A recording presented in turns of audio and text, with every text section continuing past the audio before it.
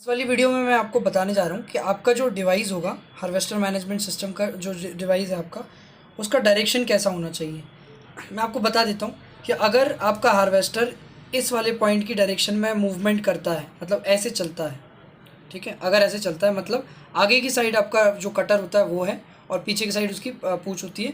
ऐसा अगर है तो आपका जो डिवाइस होना चाहिए हमेशा ये वाला पार्ट नीचे होना चाहिए, जो यहाँ पर कुछ भी नहीं लिखा हुआ है। और जो इसमें यहाँ पर जो प्रिंटेड अक्षर लिखे हुए आ रहे हैं आपको, यहाँ पर मैं आपको दिखा देता हूँ, थोड़ा सा क्लियर हो जाए, 1 मिनट, ठीक है। तो ये वाला जो पार्ट है वो आपका ऊपर होना चाहिए स्काई की तरफ, ना ये ऐसा होना चाहिए, ना ऐसा होना चाहिए, ना ऐसा, ना इस तरीके से।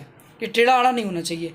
इस तरीके से आपको इसको प्लेस करना है। जैसे भी आप इसको फिटिंग करते हैं या लगाते हैं, इसको कोशिश करिएगा कि इस तरीके से इसका प्लेसमेंट हो, क्योंकि इसके अंदर का जो एंटीना होता है वो आपका इधर पे होता है, ठीक है। और ऊपर की साइड अगर आपका ये एंटीना नीचे की साइड होगा तो आपको गोल गोल जलेबियाँ बननी शुरू हो जाएंगी। वैसे ही मतलब लोकेशन आपको प्रॉपर नहीं आएगी, सही समझ में नहीं आएगा, ठीक है। अब इसके साथ ही आपका जो मुंह है, हार्वेस्टर का जो डायरेक्शन है, जो मुंह है उस साइड है ना, आगे की साइड है। तो जो इसका जो क्लियर वाला पार्ट है, मतलब ऐसा वाला जो पार्ट है वो आपका आगे की साइड होना चाहिए। और ये जो हिस्सा है जो कि आपके वायरिंग वाला पार्ट है वो इसके पीछे होना चाहिए। ये आप ध्यान रखेंगे।